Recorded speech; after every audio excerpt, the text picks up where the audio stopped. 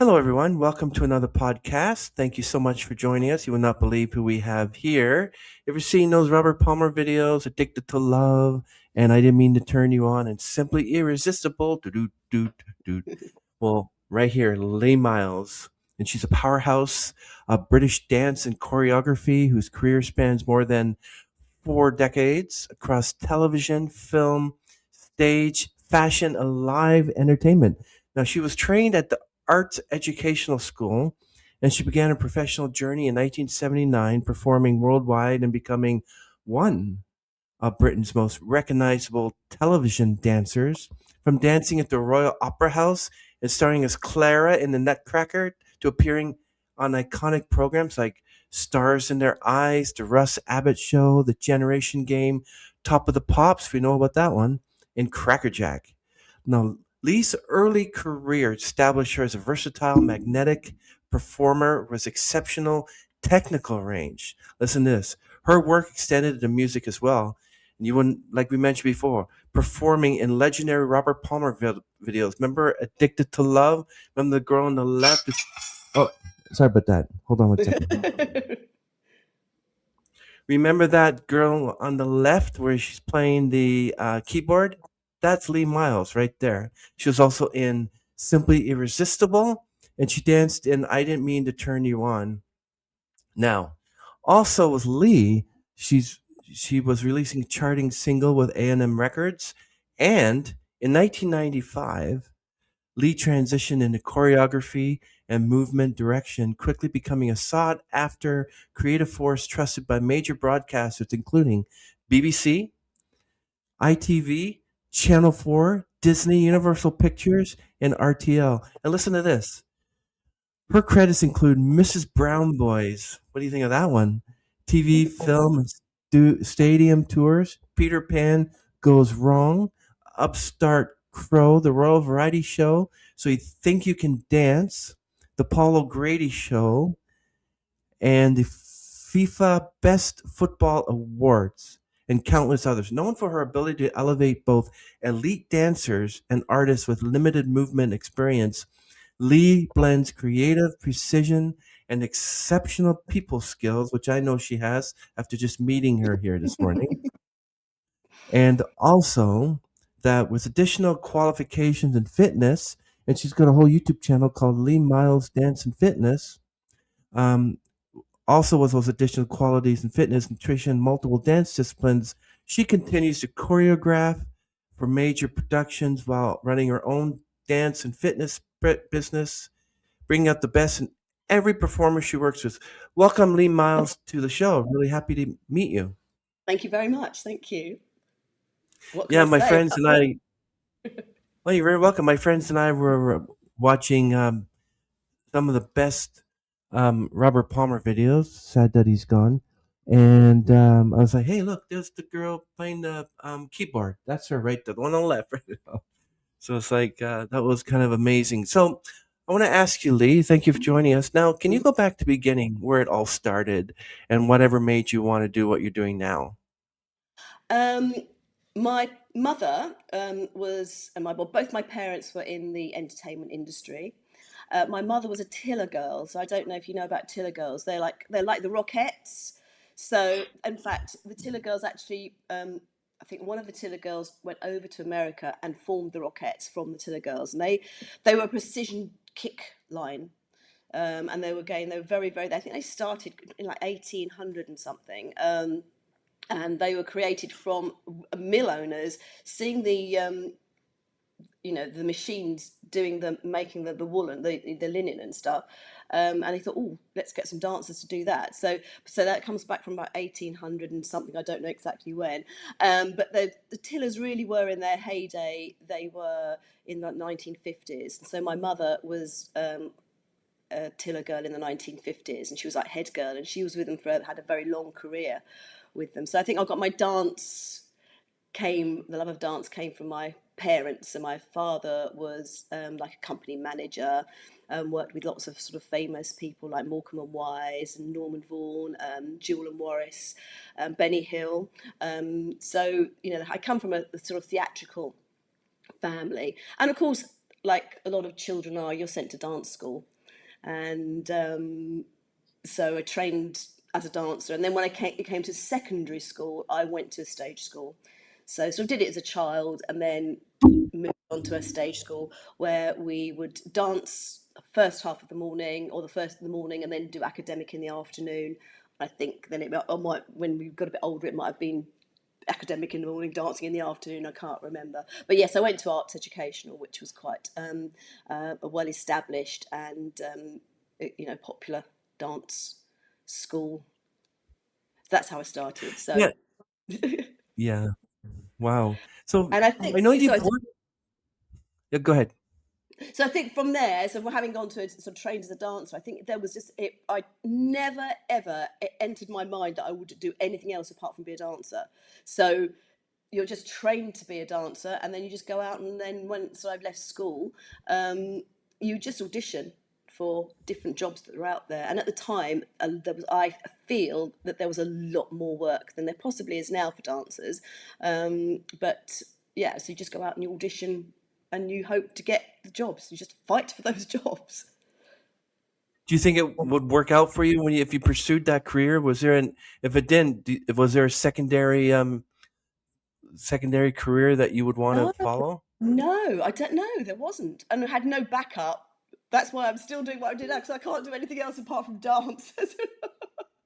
um, no, it was just I was going to be a dancer, and that was it. And again, I was very fortunate because I did get a lot of work. So immediately I left school or stage school, I really was working all the time. I think I had very little. There were very few periods when I was out of work for a very long while.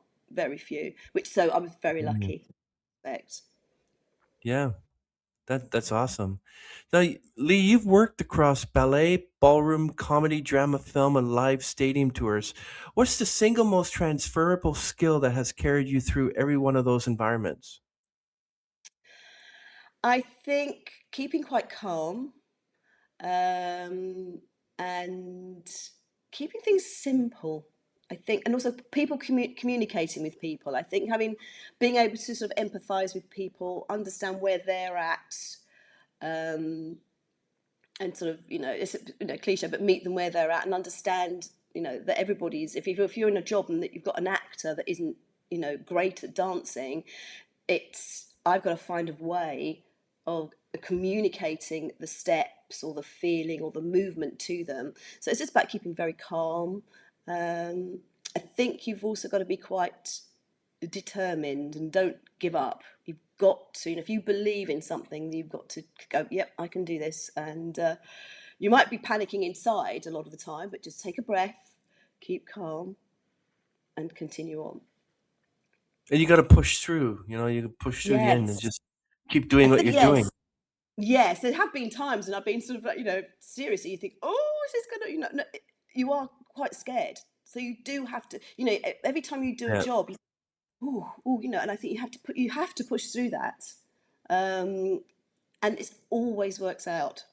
It always works out. You know, um, things are always okay, even though you've panicked going Yeah. into. Think no, it's Yeah. okay. Again, I think um, doing not in your head, you have to see, especially choreographing, you have to see the whole picture, but you don't have to get to the whole picture immediately. There are little tiny steps that you take as you go along, and those they build up. Then you build it up, and then you build it up, and then Yeah. you've got your final result. And you think, wow. Sometimes you do think, wow, how to do that? But it's that the cliche again, the little baby steps. You're taking those baby steps to get where you want Yeah. to be, and then you get there and go, whoa, you know. Exactly. Yeah. Exactly. So when you transitioned from performer to choreographer in 1995, what was the biggest internal shift you had to make to see movement from a director's perspective rather than a dancer's? Um, yeah, you have to look at it from what the director wants. Again, I think it's understanding what the director wants and translating what the director wants, and that's it. As a dancer, so I think again, I'm trying to think of the difference between a dancer and Um, well, as a dancer, you're told what to do, and you do it. There's no argument. That dancers aren't that they are drilled. You're drilled into this is what you do. This is the routine. This is, and you rehearse it over and over and over and over again. And you don't actually. This sounds a little bit bad, but you don't actually have to think for yourself because you're told what to do. You're told where to be. You're told what to do. You're told where to stand. You're told how to be. And then when you move over, yes, you do have people as a choreographer. You have people above you, but you're then in charge of your set of dancers. So you've got that responsibility, and you have to then you know tell them what to do. So it's quite it and a lot of people don't like that sort of telling people what to do, and then you have to you've got the dancers' emotions, and then you've got people up here. So it's challenging, but it's a lot of fun. It's a lot of fun. Yeah, sounds like it's a lot of fun. And I know that you helped artists who believe they have two left feet.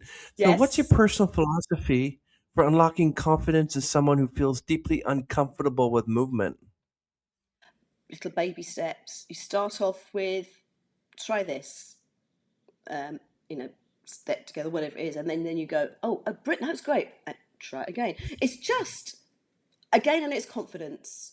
Somebody believes if they think they can't do something, then they can't. But then you just got to build their confidence and hold their hand, not literally, but guide them. It's my job to do that, and to make them feel confident, and not to give them anything again too challenging immediately. So you just build up, build up, build up, build up. Then they're confident, and be there for them. That's the other thing. You're there for the artist when they're performing. Yeah, I know I want to get this over with, and I know that um, I don't want to miss out on asking you this one. Hmm. Um, how did you meet Robert Palmer, the late Robert Palmer, and how did you get involved in that video, "Addicted to Love"? And how did you get into costume? How did you end up where you are?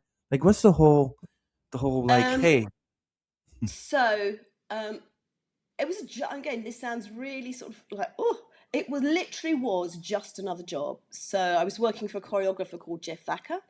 I think he went over to the States, and he did a lot with So You Think You Can Dance. He was there for many, very, very many years. I think he's still there. Um, Working on that show. So the choreographer was Jeff Thacker, and I worked for him. And it was just another job. So he will be saying, "Oh, I need X amount of girls for this video." And the director was Terence Donovan. Terence Donovan was a fashion photographer. So obviously Jeff will have had a connection with him. We're going to be doing this video. And so you're asked by the choreographer, are you available on these days? Yes, you are, and off you go. Um, I'm going to say I can't really remember that much about where we were. It must have been somewhere in London. I can't think it took that many days to shoot. It definitely might have been 1, 2 days that I can remember. I can't really. So then you rehearse. You rehearse with the choreographer, and then you go in. So we probably might have had a rehearsal. I can't remember the day before. Might have been on the day. Sometimes you do go in, rehearse a bit in the morning, record it later, and then you've got all the wonderful, wonderful, wonderful hair and makeup that surrounded that. So you're called in normally very early in the morning, for your hair and makeup. And there was, if you think there's a lot, because I was then only in this, there was Addicted to Love, which was the first one, which just had models in it. Then I was in Simply Irresistible, and I Didn't Mean to Turn You On. So you're called early in the morning, and then you'll have all your hair and makeup done. And costume wise, again, they give you, they've worked out what the visualization of it, and there's costume department that put you in, give you the costumes, and then you just go out and do your thing. To be honest with you, we didn't really have that much connection with Robert Palmer, because again, as a dancer, and I think the dancers and the models, a lot of the stuff is shot separately, because obviously he's really, really important, and he's not going to be one standing around while we're doing our dance sections. So he will only come in for certain section. So we'll have done all our shooting, all the other bits that like there's a lot of sort of the dance Wow. section. Then the models will have had their, sort of one. There's quite a lot of single shots, isn't it? So they'll take one model in, they'll record them. Another one coming, we'll record you. Dancers will record you. Then if anything a wide shot with Robert Palmer in, he will be brought in just for that moment, and then we will just do our bit around him. And as the dancers, if you look at those videos, we're actually on, I think, podiums for both of those. We're up on a podium, so we weren't even down on the floor with him. So I remember he was actually very pleasant and very polite, and he probably chatted a little bit more to the models because they were next to him. Because as a dancer, it sounds very, but you're quite low in the pecking order, meeting people and doing stuff. You are sort of not the lowest of the low, but you go in, you do your job, and you get out. But at the time we did them, I don't think we thought that they would be so iconic. It was literally it was another job, a nice job, but it was a job. Terence was lovely. Terence Donovan was really, really, really nice. And we did an M People video for him as well. Later, we also did a Britvic juice advert, which Terence Donovan directed, and we were all dressed up in orange. There was quite a lot of us. Nowadays it would all be CGI'd and it would be, but we were all dressed up in literal physical oranges and lemons. I think all the girls were dressed in a lemon, so they literally physically got into these lemon costumes, and the boys were dressed as oranges. So that was another job for Terence, and he was really lovely on that as well. So it ranged from being Robert Palmer to being a lemon. Yeah, were you really playing the keyboards in that No, video? I'm sadly to say, and I didn't like to Oh. contradict you, but that's not me.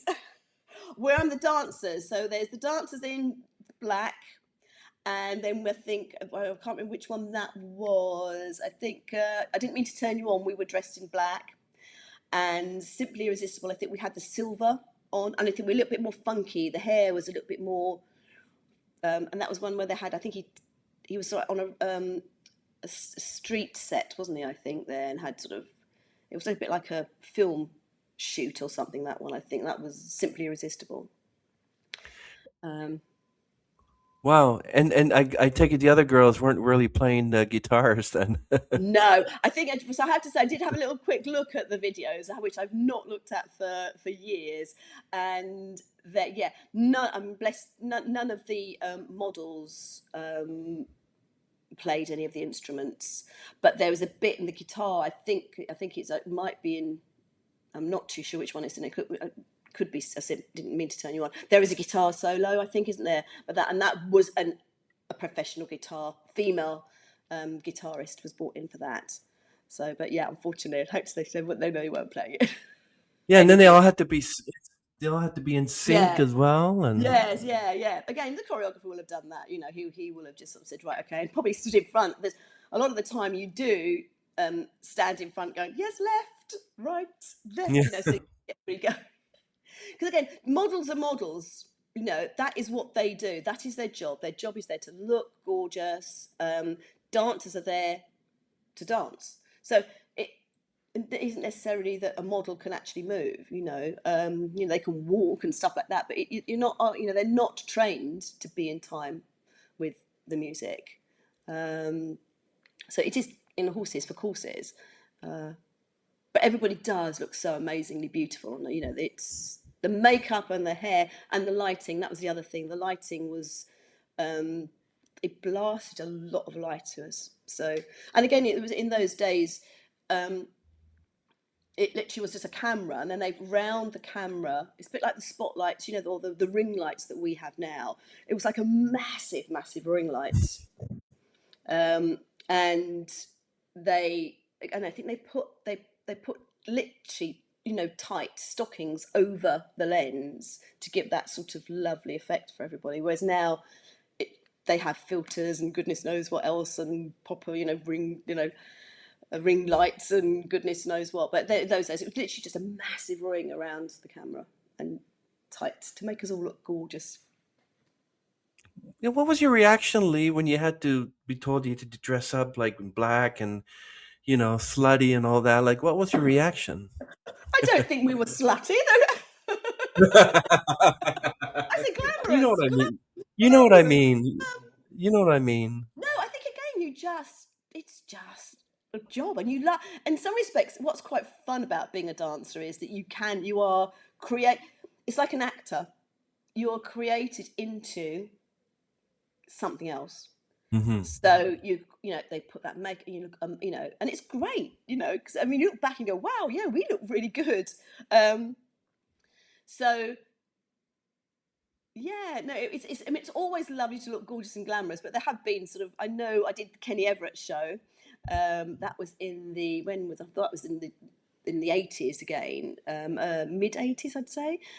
Kenny Everett moved over to the BBC, Hmm. and again the choreographer was Jeff Thacker, and but we had to do lots of different things there. I know I was like a ghoul, and I had to like, I look, you know, they made me like a corpse coming out of you know, a grave, and I had to spit green gunge out of my mouth for one shot we were doing. So you get to be like different, you know, one minute you could be all looking glamorous, next minute you could be like a sort of, you know, a zombie, um, or you could be, I don't know, anything. They'd be dressed up as a sailor the next day. You know, it's just fun to Yeah. be different characters, um, and have that ability to change the way that you know are. You know, obviously if you're being a Robert Palmer, it's all very sort of sultry and very, you know. And one of the Hmm. things I remember we had was supposed to keep our mouths shut. I remember Terence, keep your mouth shut, because he didn't want to see any teeth. But of course, sometimes you have to breathe. um, so no, it's, you know, it's it was just fun. Every job was always just fun. So whether we're glamorous or you're a zombie, it's fun. Are you still in touch with the other girls today? I believe one of Um, them went on as well. on Yeah. Say What that are again. you still in touch with the girls today? Have you become Um, friends? no, I mean again, because your lives Mm. change, and obviously on Facebook and stuff like that, but which has been great. You know, you're still in touch and you do that, but because people move away. I know one of the girls, Donna, she married Bradley Walsh, who's a presenter, Mm. comedian, actor, over here. So she married him.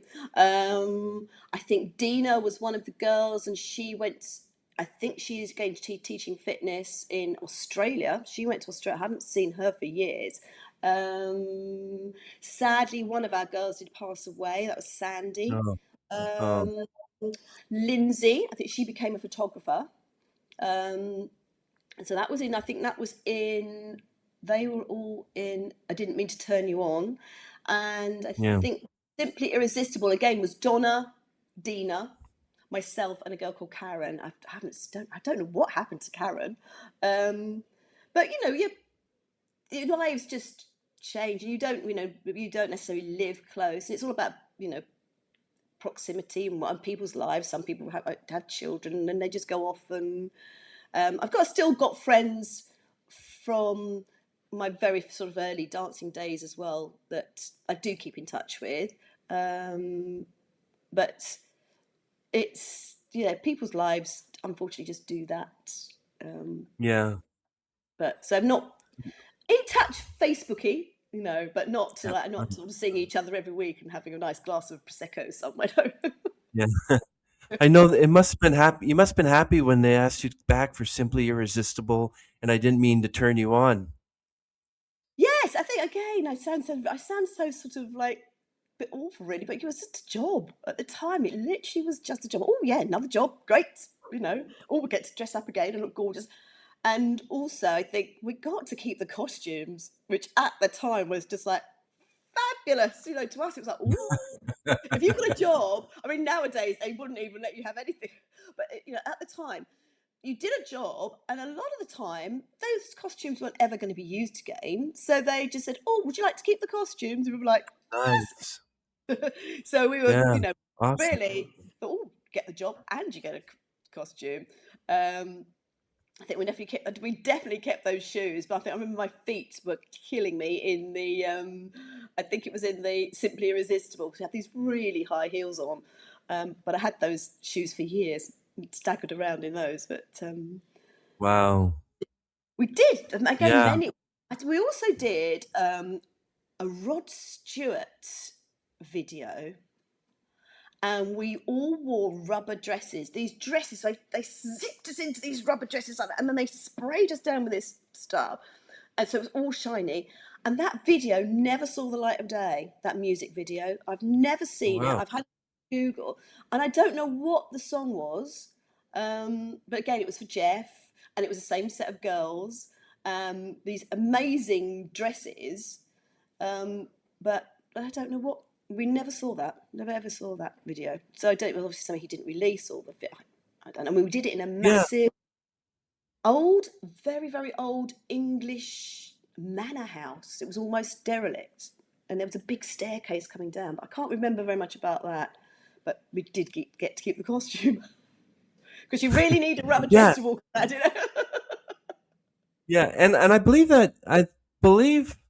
I was told that you were in the Johnny and Mary video as well, I believe.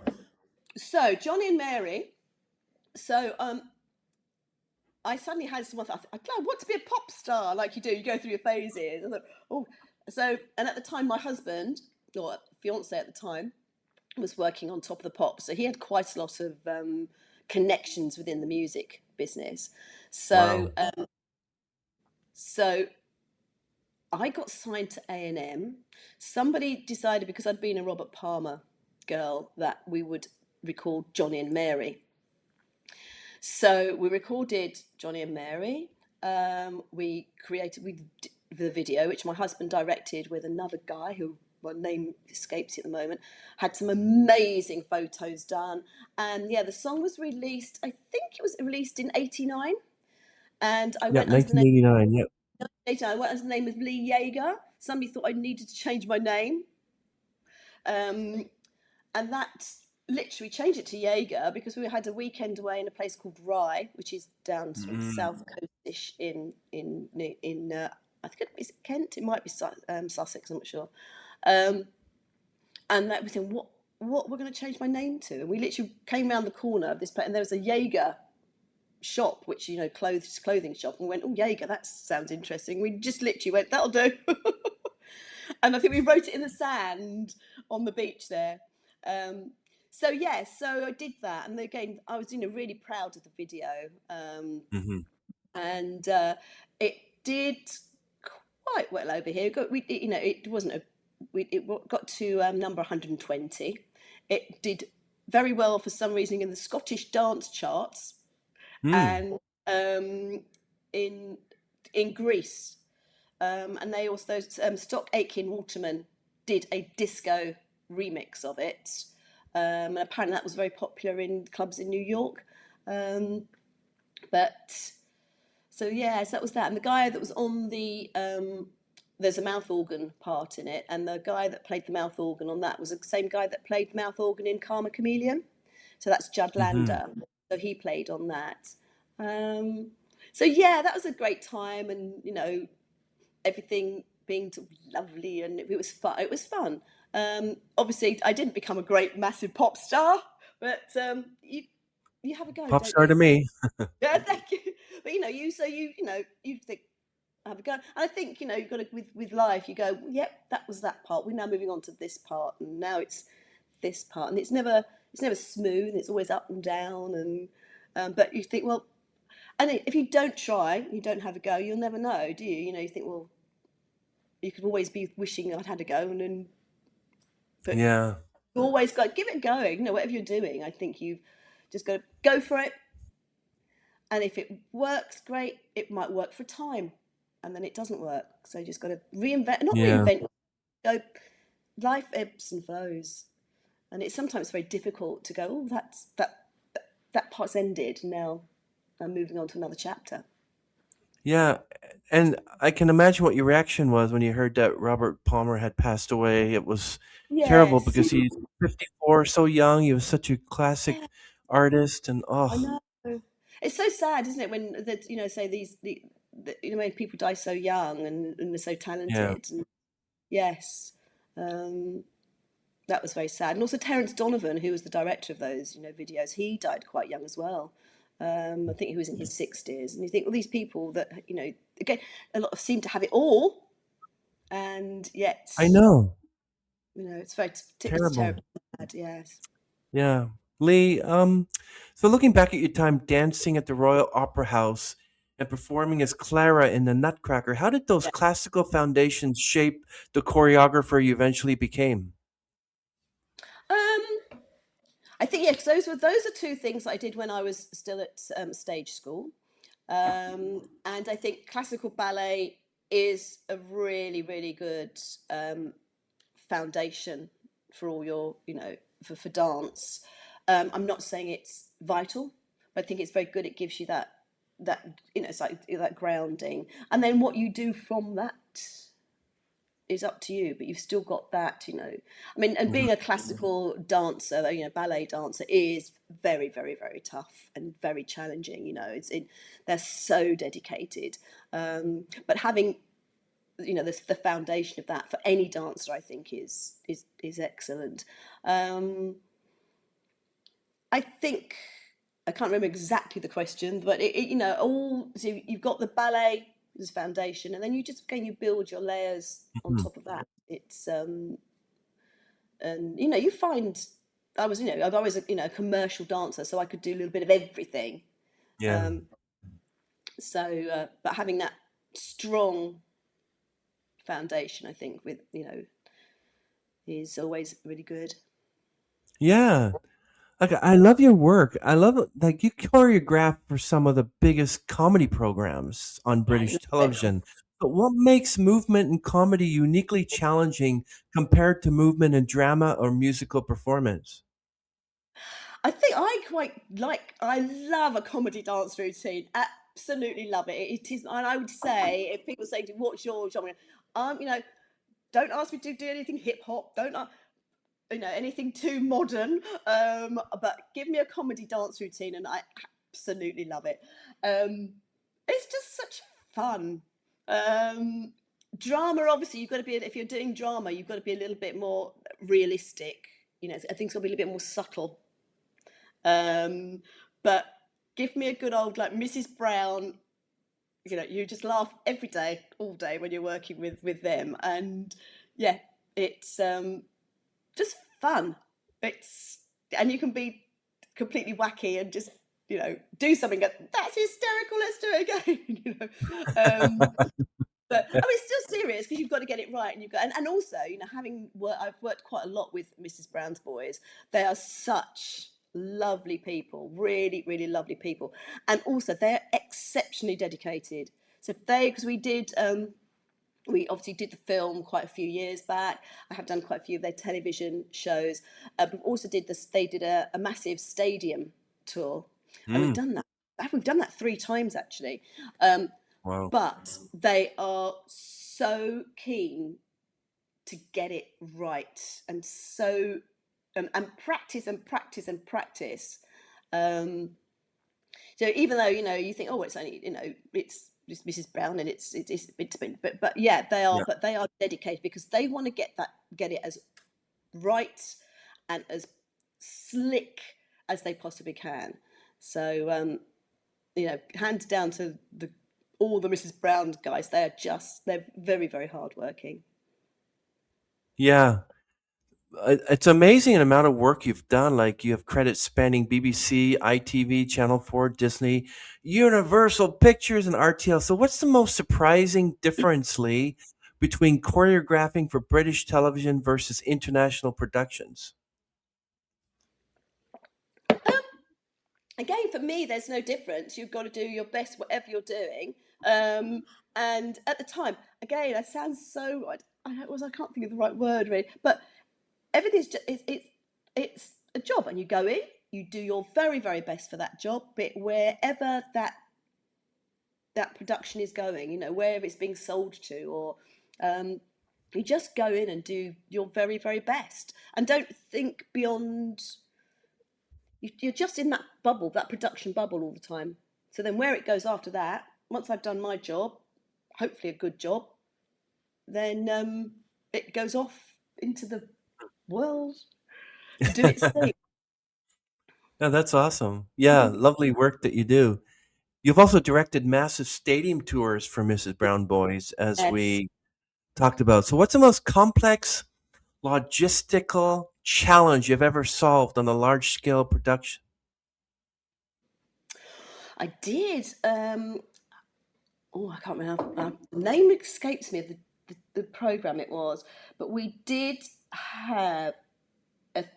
It was in Camden Town, and we had like about 100 dancers, and it was Wow. somebody surprising his fiance. It was one of those like sort of moments. I'm surprising you, and outcome like I think it's called flash mob now, isn't it? I don't think it was called flash mobs when I did it. Um, yeah, and we rehearsed, and there was a lot of dancers doing a lot of different things. And once that guy proposed, out we all came, and it was again, it was like massive. Um, that was quite challenging, but again, it's layering it. It's going, right, you're going to do that here at this point. You're going to do that there at that point. When this point happens, you jump from there. So it's just layering up those bits. And like Mrs. Brown, um, with the opening scene of the film, there it was layering up the bits to then create that whole thing. So it's always Mhm. done in little bits Wow. at a time. So that's how it. That's, I suppose it's just fitting everything together, and then this bit, this bit, this bit, and then it all comes together. So it is sometimes. I'm not saying it's. Sometimes I am panicking. Not panicking. I'm thinking, oh, was it? But focus on little bits at a time. Here's your end product. That's a lot of work there. Lee, when you're working with actors who aren't trained dancers, what's the first thing you observe to determine how to build movement around their natural strengths? If anybody, if you can sort of walk, you can dance, because it's just like right, left, isn't it? So again, it's little bit, and okay, so it's a lot of, as you say, it's more about their confidence than the actual movement. You can do very, very simple movements and make it look fantastic, and if they're confident and have got that, what the the essence of what the movement's about, what the character or where they're going or what they're doing within that scene. It's just about giving them the confidence to do it, you know um Yeah. yeah, and layering it, just as I said earlier. It's just, oh, try this, oh, that's good, oh, could you just try, oh, now try that, oh, lovely, oh, could you put that arm in there, oh, yes, so it's just, again, little bit at a time, not suddenly going, here's your full-on dance routine. They're never going to do that, and they're going to storm out. And also people's insecurities. There's a, we all have that insecurity, but people don't want to look silly because they think they're going to look silly. So it's about, my job is to make them look strong, confident, and not knock their confidence by giving them something too challenging. Yeah, when Build. I saw that Dancing of the Stars episode, they had that woman who lost two legs and she was dancing with these artificial feet. Know, have you seen that? She was No, I dancing haven't like seen that. No, with two yeah. artificial legs. I'm like, wow. Yes, I mean, you do see some amazing, amazing things. It's just about having that, the confidence, and somebody building up. Okay, so people, you wouldn't suddenly just. I think people think that dancing is going to be really easy, um, and you wouldn't suddenly go out there and run a marathon.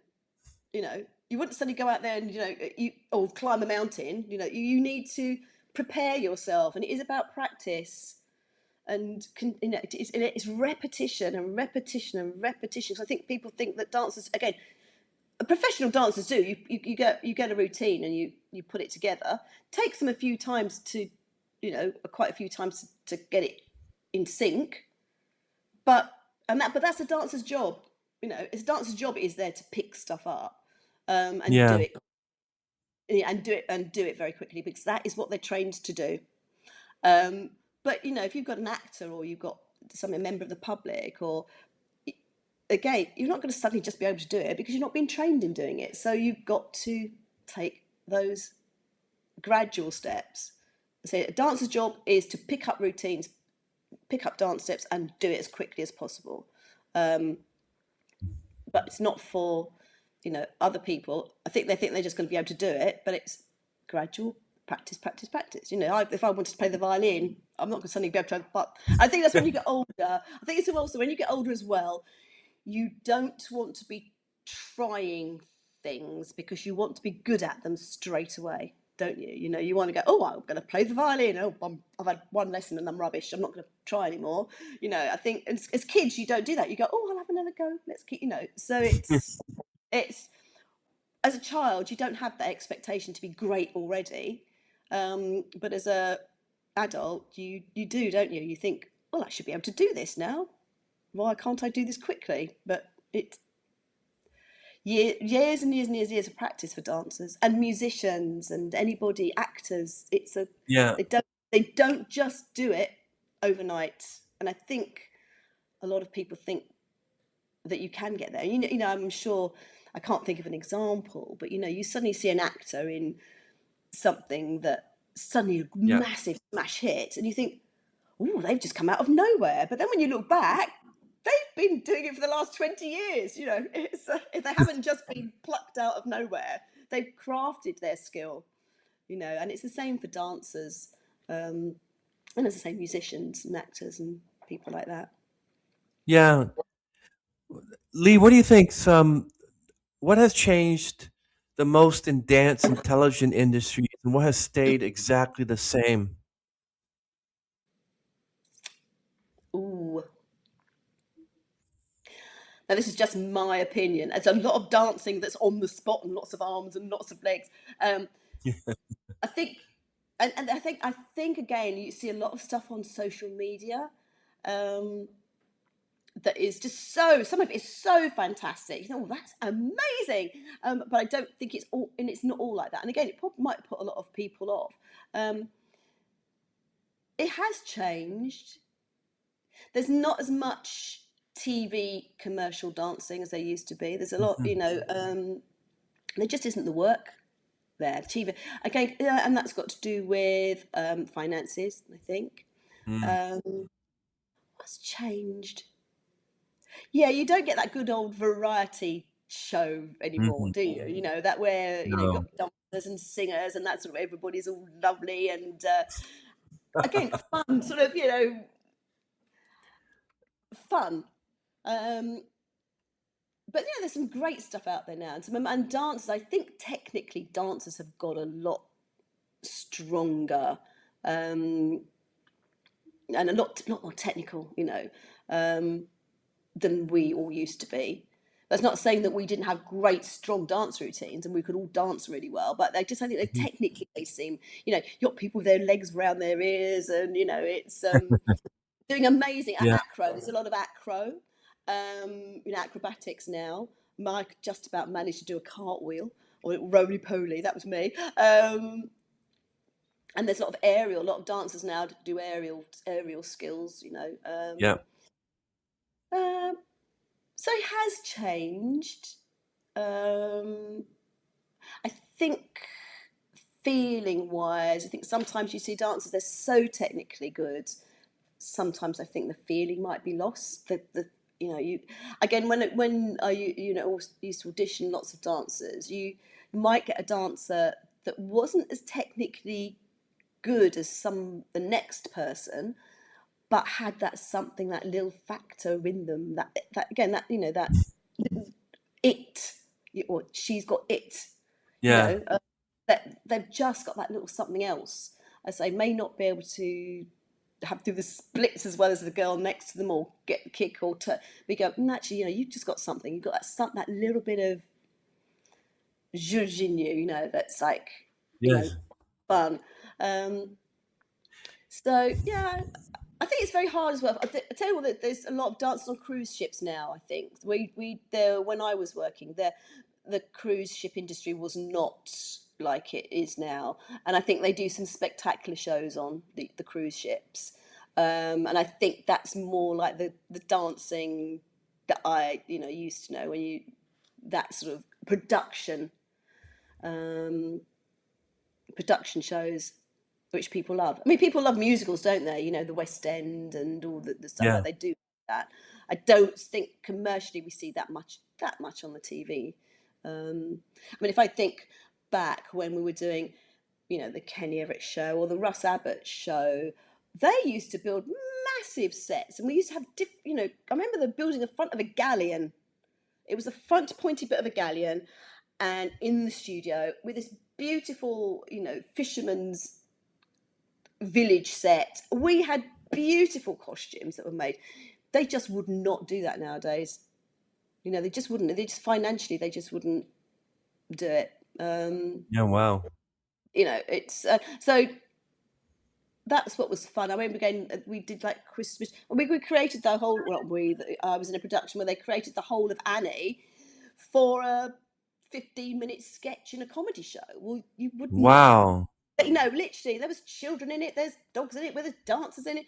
But that was for just a half-hour TV comedy show. Um, wouldn't be done now. Um, we did Wow. like again another like Hollywood. We were all dressed in beautiful crinolines with lovely hats, Hmm. and then they just it was like on a hillside. They built it in a studio, and they were dropping, you know, blossom petals all over us. We were all singing in it. Beautiful, but unless you're doing big budget films or big budget TV Hmm. drama now, but that again was for a half-hour BBC comedy show. It's so that's what's Yeah. changed. The dancers are still out there, and they are some great dancers out there, very very good. Yeah, I remember Top of the Pops. Like you worked with artists like Cilla Black. You appeared in that Yeah. iconic show. So, what moment from your early career, Lee, still feels surreal when you think about it? Hmm. Early career. I think I was a presenter on Crackerjack, which was a children's TV show, and that ran for 29 years here in the Wow. Yeah. UK. And they had, I mean, again, it was very famous. Had lots of hosts and different, and I did that for 2 years. I was like a co-host. Um, Looking back on that, I just don't know how I did it or how I even got the job. And that was like a children's thing. That was when I look back, I think, gosh, did I do that? Um, yeah, we saw people like Cilla Black, because Cilla Black, was such an iconic singer here in the UK, and it's like, and I was in pantomime with her twice, singing alongside Cilla, because I was like always, she was always the principal boy, and I was the principal girl. That's always, seems surreal. I think there's things now that I think, gosh, if you asked me to do that now, I wouldn't be able to do it. Um, and I'm sure I'm saying that I'd probably give it a good go. Probably be panicking, but yeah. So I don't know. I think one of my I'm just trying to think of all the things that I think doing the one of my moments where I went, oh wow, was when the Universal, when we did Mrs. Brown's, the film, and I sat there in the preview, or we had a preview showing, and I sat there, and the Universal, logo came up, and I just thought, oh my goodness, that was like a pinch me moment.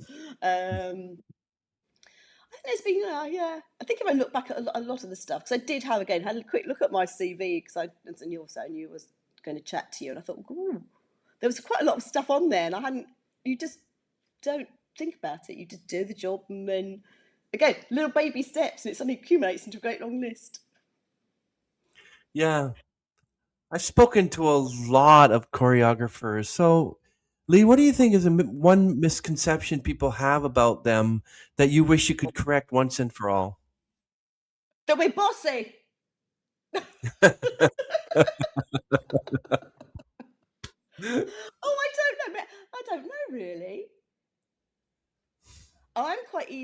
challenging. I'm quite, and also if somebody wants me to change something or they don't like a step, I'll be I'll do it. I'm not sort of very. I'm not precious. And again, there's different types of choreographer. I'm a very commercial.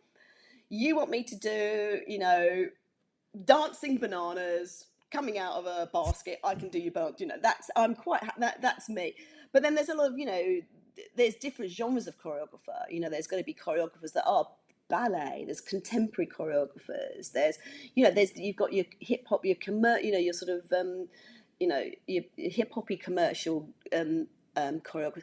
Everybody is different. Everybody's different. Everybody's going to approach their craft in a different way. I think you do have to be fairly assertive. You do have to, you know, take command. Yeah. And sometimes it's challenging because you actually are dealing with people's emotions. Because the dancers come in, and some days, and they're sort of like, it might be that one of them's upset, something else has happened, somebody's late, and so I think a lot of the time dealing with the dynamics within the room sometimes is quite challenging. Um, but I don't know, we're all different, all very, very, very different. So I don't know really what I'd say to the answer to that Wow. question. I have a few more great questions for you. One of them I Go on. wanted to ask you, but Yeah. you worked with Benny Hill. What was he like? It was lovely. I mean, very nice, very nice. Again, I was very young. Um, he was always very charming. Um, and again, you just go in and you just do your part. You know, I say as a dancer, you're very. Again, in my day, it might be different now. I really don't know. In my day, you say you're quite low down in the pecking order. So you're there, Mm. you go in, you do your job, and out you go. And that's not saying that people don't talk to you, but you don't have that much interaction necessarily with the stars. Oh They're wow. they're there. You might have a little chat. That they come in. And sometimes you rehearse with them and you get to know them a little bit. Um, but a lot of the times the dancers are very separate. So even you rehearse your stuff very separately, and then the artist will come in, or the main star will come in. You rehearse around them, then they'll go, and then you rehearse some more. So they come in and out. So you're not there. In my day, you were not there sitting there chatting, having a cup of tea with Benny, or you weren't Oh there, wow. sitting having a cup of tea with Robert Palmer or Scylla or whoever. Wow. Yeah, it's very, and that's not them being rude. It's just that's it. Because they've also got other Mm. things to do. If you're doing a sketch show and it's something like say Benny Hill, he's got all those other sketches to rehearse and to practice and stuff. Then suddenly, he's popped in with a load of, he might be in a dance or musical number. Yeah. He's just going to come and do that little bit and then go.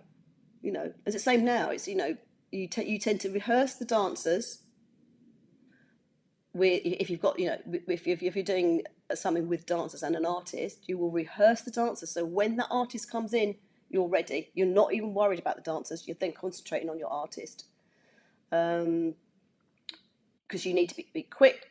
Their time, their time is very precious. Dancers do their thing. They might chat a little bit to them. Oh, lovely, lovely, nice weather we're having, and then they go, and then you um, get on with your job, rehearsing again, or changing stuff that you might need to change from that when they've been in. I've know, everybody's always very pleasant and always very nice. I worked with, I can think nice people. I worked with, his name is, Dame Edna, Barry Humphries. Lovely, lovely man. So lovely. Very classy, very chic, and he was delightful. And he was would be very chatty. He was lovely. So you got to know him a little bit, but not. But again, they're just so busy because they've got other things going on. Yeah. My mother and I used to watch Benny Hill all the time. She was so funny. It was like Yes, I some of think. Yeah, I mean Benny Hill again now, unfortunately, isn't it? It's not. It's it was of its time.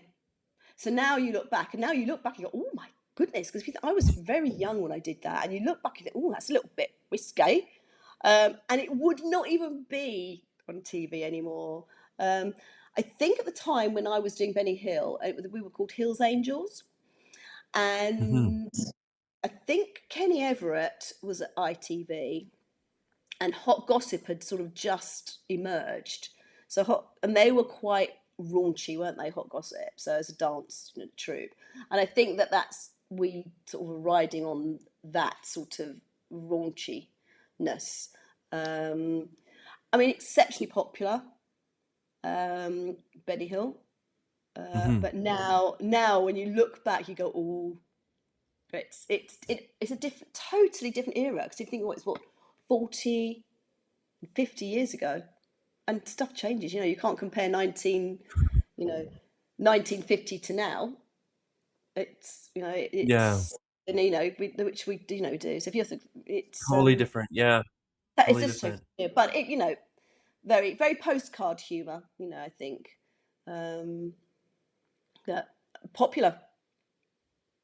Yeah, I've always wondered, like, being a choreographer, Lee, like, how do you decide when choreography should be invisible versus when it should command attention? That will be, you mean sort of like in the background, or what do you? Hmm. Yeah, that's Yeah, up to the director. So the director, you always have a brief from the director, and then you just have to create that brief that he's given you. Um, so that again, that's up to the direction, and for me to interpret what the director wants. Um, and it's all to do with the shots as well. Depending on what camera shots you've got. It's it will be it's there. Oh, we need people to be here, great, lovely. We need it to be like this, right? We need to feel dynamic, we need to feel. So that's up to the director. I mean, you give your ideas, and then they'll go, oh, yeah, what, like that bit, or so again, it's a collaboration between yourself and the director and artists that you've got. So it's a challenge yeah, sometimes, isn't it? yeah, yeah. I, I, I would hate to ask you this question, but I know I ask Go a lot of on. my artists about AI and music. So, do you think AI could replace a choreographer? I suppose AI could, in as much as if it creates. I'm sure it's doing it now. I mean, you see all these videos, don't you, where they're creating you know little dramas and stuff like that out of AI. I suppose they probably can do it, it as a choreographer. So if you're going into a room with a bunch of dancers, then you physically have to be there. But you could get AI to go to the bunch of, okay, here's your iPad, here's the choreography. You still have to have a dancer to Yeah, this. AI's made this choreography. We want you to copy it. Okay, but you still have to have somebody in that room out of those dancers that's going to take that's true. charge, because it'll be a free for all. Because otherwise, because I know that I think this and I think that, so you have to have somebody that's going to say no. This is it. So, yes, probably AI could create the choreography in its, in however it would do it, and then you'd have to pass that on, and dancers Yeah, would have to do it. Then also it says, does AI create? You see these little dancing dogs, don't you, and stuff like that. yeah, Which are all quite fun, little dancing babies. Something's yeah, created that. How that's created that, I don't know. It's whether or not those things, that would translate to, if you're doing a live or not, a pre-recorded TV. I think people still they like to go to the theatre, don't they? They'd like to go to entertainment. They like the theatre. They like cruise. They like going to yeah, live thing. And I think seeing that and the energy, you're never going to get that energy. and that feeling from something AI. You can go, oh, that's a cute baby doing that rumba, or that's a cute dog. You know, it's not, and that's funny. That's well, really great how they've done that. Oh yeah, I'm going to like that. But I don't think it's never going to replace that actual feeling of going and seeing somebody live, is it? You know, it's like going to see somebody in concert. You're never going to replace your Wow. favorite. Yeah, you're not going to replace that or are you? I don't know. I suppose you've got the ABBA experience, haven't you? But it's not quite the same. Going, I physically was there, and I actually physically saw them. You know. So, but who knows with AI? Because it's interesting, isn't it, the way it's going? I mean, music-wise, I don't know that I've heard that much AI music, but how would I know? You know, you don't Yeah, know. you just never know, but there's nothing different than, I mean, like, I would prefer human interaction than I would AI, you know? It's like I'd rather be taught by a real person instead of like having an AI robot teach us that this is how you dance.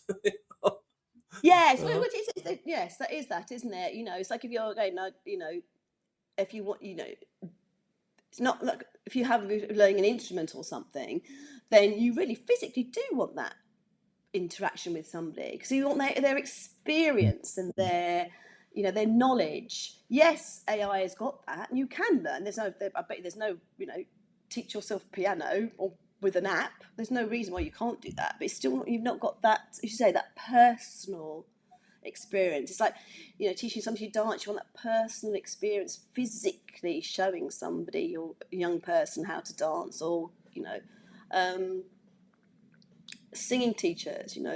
I'm sure there's loads of AI teachers. I've seen you want that, as you say, that interaction between human and human, and taking the essence of that. You feel that energy. There's an mhm, energy. People have energy, and it's having that feeling, that energy, and that connection between two people or a group.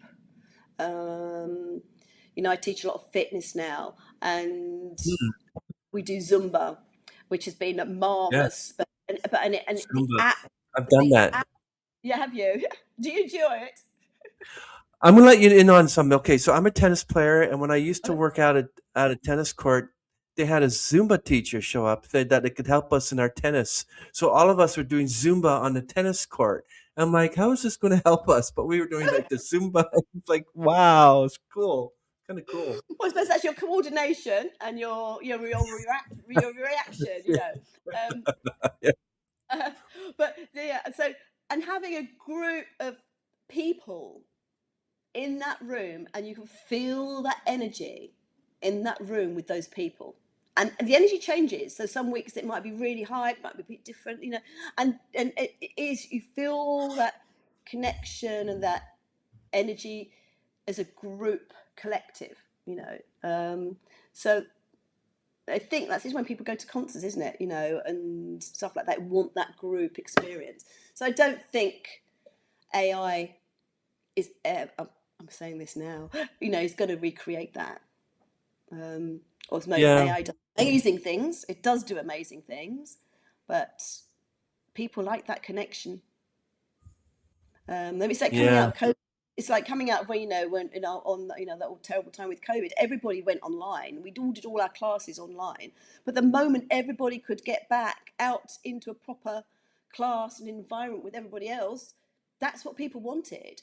Um, so it's that they want that connection. yeah.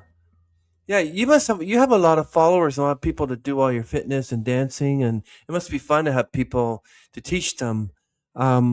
Now, I want to ask you this question, and I think after this, I think I have one more, but it's short. But this one is like, with all the dancers and actors that you've mentored for decades, what's the most meaningful transformation you've witnessed in a performer you've worked with? Oh, oh, I don't know. I'm trying to think. I think everybody, doesn't matter whoever they are, um, it doesn't matter how big their achievement, or how, you know, how small their achievement. I think everybody's always, I'm always touched, to be honest with you, when they, you know, I think they've done it, you know, and I've just helped them. I've not physically done it for them. They've done it themselves. So there's, you know, there's a lot of artists that I've worked with, or, you know, actors and stuff, or, you know, that you go, they've done it, you know, it, and it's everyone is a little mini yay, you know, however big, whether it's just somebody doing step together, or actually doing a Yeah. massive dance routine. Um, and Yeah. the buzz that they get. I mean, I know you go back. I'm going back to sort of the, you know, the guys in Mrs. Brown, that they do on in the live show. They do this little boy band thing, and they do, you know, we got a few little dances, and when they've done it, they were so excited every time they go out there, and the audience, they go, because they fill stadiums, you know, they fill massive arenas, and they're Mhm. again, though, it's seeing them go, God, did you hear everybody? Oh, we did it. And it's like, you know, they're so pleased, you know, we did. Yeah. And they got it, and they got it, the steps right, and it just makes me, I'm so proud of them, you know. And I think every artist that I work with, that, you know, that you go, yeah, you did it. And I always know they can, because at the end of the day, I am not going to give them anything that they cannot go out and achieve. And by the time we get to that point where they have to record it or perform it, I know that they can do it. I know they can. So, and even if they may not think they can, once they've done it, you know, and I'm impressed, you know, it's the proud of them. It's just Wow. giving them confidence. That's all it is. Wow, this is an amazing interview. Thank you, Leigh Miles, for being on the program. I'm so happy that I was able to reach out and you responded and have you on. After such a wide-ranging career, what kind of project still excites you the most today, and why? That'll be the So last. So at the beginning of the year, myself and my husband formed our own company. So which we are, I'm the MD of, and we're a creative company, and we are doing film ideas, TV drama ideas. So again, we're taking ourselves Nice. a little bit out of our light entertainment. We're both, my husband and myself are very light entertainment, worked in that sort of industry a lot. So we're taking ourselves out. We're coming into drama and films, and I'm Mm, excited about that, because we've got some. We feel, no, we know we've got some really interesting, good projects nice. that we are now just pitching, basically. So it's a challenge. Pitching, because now you know, the environment at the moment's not super, Mhm. but we are excited about that, and also because we're doing it ourselves, so we're in charge of Nice. ourselves, you know. So we've got a good few dramas, so we're excited about that. Excited about for any other work that comes along, and yeah, and also keeping on the fitness side of it. Just it's great just to go out and keep fit and encourage Mhm. other people to keep moving. Because I think, again, having been a dancer, I think that one of the most important things is that we all, as much as we can, and you as a sports person, you know, we've got to keep moving. You know, everything's got to keep moving all the time. And my mother is 94, and Wow. she still goes to her dance class every week, Wow. and she still walks everywhere, and she is doing so well. And I think that is just, if we all can just dance, you know, put your put your favorite record on in your kitchen, dance and keep moving. I think that's one of the most important things. So do what you Wow. love and keep moving. 94. Wow. Dick Van Yeah. Dyke's 100 and he's still dancing. Yes, I know. It's amazing, isn't it? It's I've just watched amazing. Yeah. Yeah, I've just watched, is it all of them at the middle, the TV drama. We've just watched all of that, and Dick Van he's in that. So Dick Van Dyke's in that, still dancing. So you've got to Yeah. just keep, if you can. I know obviously there's some people that, you know, have issues and problems and stuff, but the more that you can keep everything moving and flowing and get it You've going. inspired me to do that, to start Yeah, dancing, yeah. get back to your Zumba class. Get me dancing, every day. Remember the Andy Gibb one? Yeah. Um, that's awesome. Thank you so much, Lee, for being on the show. Everyone, we're going to link everything down below and make sure you join her Leigh Miles Dance and Fitness YouTube channel. A lot of Yep. stuff on there, real excellent. And all your social media will be linked down below. And the two Robert Palmer videos, of course, playing Yes. fakely. No, actually, I'm not going to tell people that because I want people to. I want the image to be with people that you literally played that keyboard. No, I'm one of the people wiggling. I'm sorry. I'm sorry. I'm one of the people wiggling at the back. This is awesome. Thank you so much, Thank you so Lee. much for asking. You actually made my day, and I can't wait to release this episode and let people know that you're alive and I you am. know. I really love that. Thank you, Lee, and you're so easy to talk to, and I had so much fun. Thank you so much. Thank you. So did I. Thank you so much for asking me. You're Take welcome. care. You're very Bye. welcome. Everyone, we're gonna end the stream. Thank you so much. Wait right there. Okay, bye everyone.